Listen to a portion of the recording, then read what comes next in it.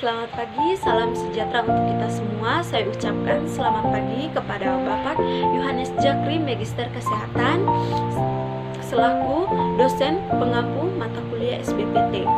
Selamat pagi, apa kabar teman-teman sekalian? Perkenalkan, nama saya Francisca Veratisa. Saya mahasiswi Universitas Katolik Santo Paulus Ruteng, prodi keperawatan semester 1. Para ahli pernah mengatakan, belajar tanpa berpikir itu tidaklah berguna, tapi berpikir tanpa belajar itu sangatlah berbahaya. Dan pada kesempatan ini saya akan mempresentasikan hasil kerja saya tentang konsep pembelajaran dan pendekatan pembelajaran. Yang pertama itu konsep teori pembelajaran. Salah satu konsep pembelajaran kontekstual yang dipandang sebagai salah satu strategi yang memenuhi pembelajaran. Konsep pembelajaran yang kontekstual ini merupakan pembelajaran aktif antara guru dan siswa, di mana konsep ini memiliki unsur masing-masing. Yang pertama itu unsur konstruktivisme.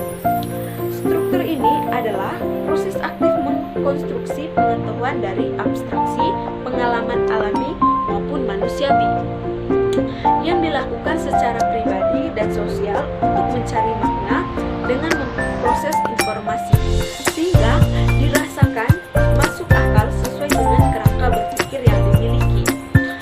Belajar berarti menyediakan kondisi agar memungkinkan peserta didik membangun sendiri pengetahuannya. Yang kedua itu unsur inquiry. Unsur ini adalah observasi dimulai dengan bertanya, mengajukan hipotesis, mengumpulkan data, dan menarik kesimpulan. Langkah-langkah inquiry ini merumuskan masalah, melakukan observasi, analisis data, kemudian mengomunikasikan hasilnya. Inquiry merupakan pembelajaran untuk dapat berpikir nyata dan kritis dalam menyikapinya. Biasanya untuk inquiry ini berbentuk sebuah dianalisis atau kasus berdasarkan teori yang ada. Yang ketiga itu ada unsur questioning. Berguna bagi guru untuk mendorong, membimbing, dan menilai peserta didik, menggali informasi tentang pemahaman, perhatian, dan pengetahuan peserta didik. Berguna bagi peserta didik sebagai salah satu teknik dan strategi belajar. Jika pertanyaan bagus, maka akan memberikan rasa ingin tahu kepada peserta didik. Yang keempat itu ada unsur learning community. Dilakukan melalui pembelajaran kolaboratif. Belajar dilakukan dalam kelompok-kelompok kecil, sehingga kemampuan sosialnya dan komunikasinya berkembang. Yang berikut adalah unsur modeling. Unsur ini adalah berguna sebagai contoh yang baik yang dapat ditiru oleh peserta didik seperti cara menggali informasi, demonstrasi, dan lain-lainnya.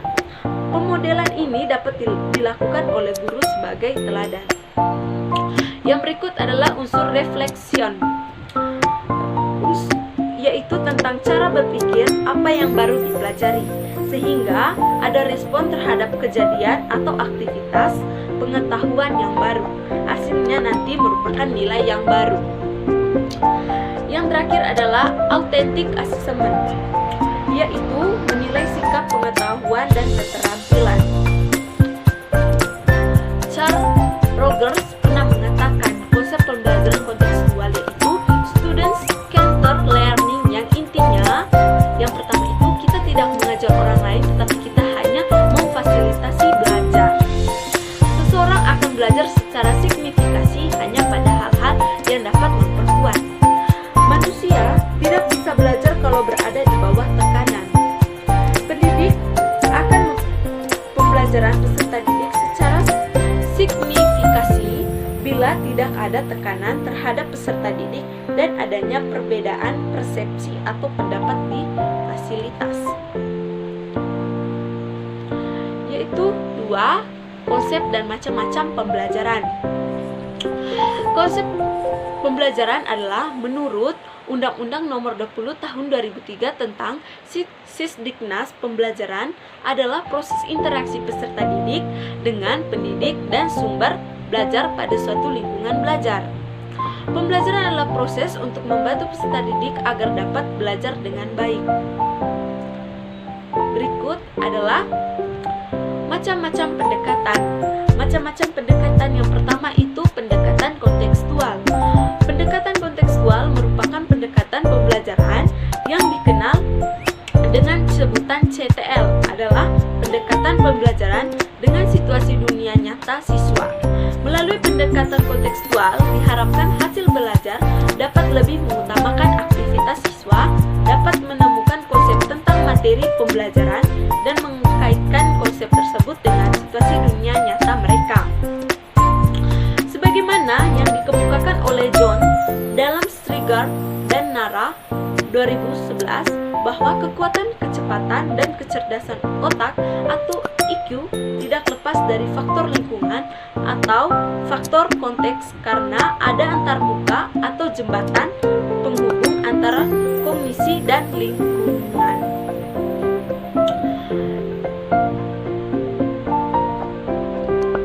Berikut, di dalam pendekatan kontekstual ini ada konsep, ada komponen-komponen yang menyusun pendekatan kontekstual. Yang pertama itu membangun hubungan untuk menemukan makna. Yang kedua, melakukan sesuatu yang bermakna. Yang ketiga, belajar secara mandiri. Yang keempat, kolaborasi. Yang kelima, berpikir kritis dan kreatif. Yang keenam, mengembangkan potensi individu. Yang ketujuh, standar pencapaian yang tinggi. Yang kedelapan adalah asesmen yang autentik. Yang berikut adalah pendekatan ekspositori. Di dalam pendekatan ekspositori ini menekankan pada penyampaian informasi yang disampaikan sumber belajar kepada peserta pembelajaran. Dalam pendekatan ekspositori ini, sumber belajar dapat menyampaikan materi sampai tuntas. Artinya, pembelajaran dilaksanakan secara holistik dan tidak khusus. Pendekatan ekspositori lebih cocok untuk jenis bahan belajar yang bersifat informatif dan umum. Misalnya, prinsip-prinsip dasar yang perlu dipahami untuk menunjang tahap pembelajaran lebih lanjut. Di dalam pendekatan ekspositori ini memiliki ciri-ciri dan karakteristik. Yang pertama, adanya dominasi sumber belajar dalam pembelajaran. Kedua, bahan belajar terdiri dari konsep-konsep dasar atau materi yang baru bagi warga belajar. Yang ketiga, materi lebih cenderung bersifat informasi. Yang keempat, terbatas sarana pembelajaran. Yang ketiga itu pendekatan induktif. Pendekatan induktif adalah pendekatan yang bermula dengan menyajikan sejumlah keadaan khusus. Kemudian, dapat disimpulkan menjadi suatu fakta, prinsip atau aturan. Pembelajaran diawali dengan memberikan contoh-contoh khusus, kemudian sampai kepada generalisasinya. Karakteristik atau ciri dari pendekatan ini meliputi: yang pertama, dimulai dengan melakukan pengamatan terhadap hal-hal yang bersifat khusus. Kemudian, siswa dibimbing guru untuk dapat mengumpulkan generalisasinya atau prinsip hukum yang mengatur hal-hal khusus tersebut. Kedua, kegiatan utama siswa adalah mengamati, menyelidiki, memeriksa, memikirkan, dan menganalisis berdasarkan kemampuan masing-masing hal yang bersifat khusus dan membangun konsep atau generalisasinya atau sifat-sifat umum berdasarkan hal-hal khusus tersebut. Yang ketiga itu, siswa memiliki kesempatan ikut aktif di dalam menemukan suatu rumus atau formula umum yang diperoleh dari penyelidikan contoh-contoh khususnya. Yang keempat itu, memiliki semangat untuk menemukan adanya kesadaran akan hakikat pengetahuan dan mampu berpikir logis. Yang kelima, menemukan dan memahami rumus atau teorema tersebut membutuhkan waktu yang tidak singkat. Yang terakhir adalah pendekatan deduktif. Pendekatan ini adalah kebalikan dari pendekatan induktif. Deduktif adalah cara berpikir yang bertolak dari pernyataan yang bersifat umum, kemudian menarik kesimpulan yang bersifat khusus. Oleh karena itu, pembelajaran dengan pendekatan deduktif terkadang sering disebut pembelajaran tradisional, yang guru memulai dengan teori-teori yang meningkatkan ke penerapan teori. Karakteristik atau ciri-ciri pendekatan. Pembelajaran menekankan transfer informasi oleh guru kepada siswa berupa paparan abstraksi, definisi, dan penjelasan istilah-istilah. Yang kedua, dilandasi suatu pemikiran bahwa proses pembelajaran akan belajar dengan baik jika siswa telah mengetahui wilayah persoalan dan konsep dasarnya. Yang ketiga adalah menjelaskan hal-hal yang bersifat umum ke yang bersifat khusus, yaitu guru memberikan materi dan kemudian memberikan contoh-contoh khususnya.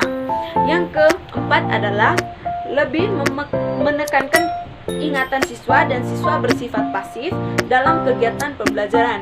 Guru berperan banyak dalam kegiatan pembelajaran ini. Yang nomor 3 itu teori belajar yang saya ketahui.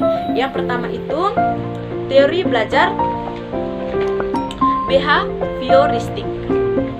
Teori yang dianut sejumlah ilmuwan seperti Hegel dan Berliner. Ini menyatakan bahwa sebuah pengalaman mampu mengubah tingkah laku atau kebiasaan atau proses berpikir seseorang sebagai hasil proses belajar dari pengalaman itu sendiri. Untuk mengaplikasikan teori ini, seseorang guru perlu melakukan beberapa proses seperti memberikan dorongan supaya murid dapat merasakan rasa ingin tahu, melakukan penguatan atau reinforcement, pengulangan stimulus dalam bentuk berbeda. Teori behavioristik ini dinilai terlalu fokus pada dalam bentuk berbeda. Pendidik jadi tantangan adalah guru harus lebih kreatif dalam menyampaikan suatu materi agar siswa tidak bosan. Yang kedua itu teori kognitif. Teori kognitif ini menggambarkan bahwa belajar adalah aktivitas internal yang terdiri dari beberapa proses, seperti pemahaman yang mengingat, mengelola informasi, problem solving, analisis, prediksi, dan perasaan. Dalam proses belajar mengajar ini di sekolah, penerapan teori kognitif adalah guru menggunakan bahasa yang mudah dipahami oleh peserta didik serta memberikan ruang bagi mereka untuk saling bicara serta diskusi dengan teman-teman. Berikut 4 teori behavioristik. Teori ini salah satu teori belajar. Dari asal katanya behavior, memiliki arti tingkah laku. Dengan kata lain, manusia belajar dipengaruhi oleh kejadian-kejadian dalam lingkungannya yang akan memberikan pengalaman-pengalaman belajar. Yang pertama, menurut Van Pavlov, mengemukakan sebuah teori belajar yang menggunakan media berupa neutral stimulus atau rangsangan agar mendapat respon yang sama seperti pada saat unsur respon kondisional. Respon yang didapat tanpa menggunakan media apapun atau terjadi secara alami. Teori belajar ini disebut dengan teori belajar conditioning klasik atau classic conditioning, yang berarti perilaku manusia telah diarahkan oleh sebuah rangsangan. Berikut beberapa penerapan prinsip. Yang pertama, memberikan suasana yang menyenangkan ketika memberikan tugas-tugas belajar. Membantu siswa mengatasi situasi-situasi yang mencemaskan atau menekankan. Membantu siswa untuk mengenal perbedaan dan persamaan terhadap situasi-situasi sehingga dapat menganalisiskan secara tepat. Menurut Edward Lee Troncke menyatakan bahwa perilaku belajar manusia ditentukan oleh stimulus yang ada di lingkungan, sehingga menimbulkan respon secara refleks. Stimulus yang terjadi setelah sebuah perilaku terjadi akan mempengaruhi perilaku selanjutnya. Dia juga telah mengembangkan hukum love effect yang menyatakan bahwa jika sebuah tindakan yang memuaskan dalam lingkungan, maka kemungkinan tindakan itu akan diulang kembali akan semakin meningkat, begitupun sebaliknya. Berikut, menurut Bruce Frederick Skinner, tak jauh dari yang dikemukakan oleh Tromke bahwa ada hubungan antara perilaku dan konsekuen yang mengikuti. Ciri-ciri teori behavioristik. Yang pertama itu ciri mementingkan pengaruh lingkungan, mementingkan bagian-bagian, mementingkan peranan reaksi, mementingkan mekanisme terbentuknya hasil belajar, mementingkan hubungan sebab akibat waktu yang lalu. Berikut prinsip-prinsip dasar teori behavioristik. Yang pertama, menekankan pada pengaruh lingkungan terhadap perubahan perilaku menggunakan prinsip penguatan, yaitu untuk mengidentifikasi aspek paling diperlukan dalam pembelajaran. Lebih menekankan pada hasil belajar daripada proses pembelajaran. Penting teori behavioristik ini adalah teori belajar ini membantu para guru perancang pembelajaran dan mengembangkan program pembelajaran untuk memahami proses pembelajaran yang terjadi di dalam diri peserta didik. Memungkinkan untuk melakukan prediksi yang cukup akurat tentang hasil yang dapat diharapkan suatu aktivitas belajar. 5. Konsep pembelajaran dan penerapan pembelajaran. Teori menyeratkan bahwa proses yang berbeda mengenai pembelajaran dapat dijelaskan dengan menganalisis proses mental. Terlebih dahulu, ingin mengemukakan bahwa dengan proses kognitif yang efektif. Penerapan dalam pembelajaran. Yang pertama, belajar tidak harus berpusat pada guru, tetapi peserta didik harus lebih aktif. Oleh karenanya, peserta didik harus dibimbing agar aktif menemukan sesuatu yang dipelajarinya. Bahan pembelajaran guna harus memperhatikan tahap perkembangan kognitif peserta didik. Belajar harus berpusat pada peserta didik karena peserta didik melihat sesuatu berdasarkan dirinya sendiri. Yang keenam adalah yang paling cocok untuk saya dalam pendekatan pembelajaran, yaitu pendekatan konstruktivisme. Dalam kelas konstruktivisme ini, seorang guru tidak mengajar kepada anak bagaimana menyelesaikan persoalan, namun mempresentasikan masalah dan mendorong siswa untuk mengemukakan atau menemukan cara mereka sendiri dalam menyelesaikan permasalahan itu. Pendekatan ini tidak menginginkan siswa untuk dapat menjawab pertanyaan sesuai dengan apa yang ada dalam sumber belajar itu.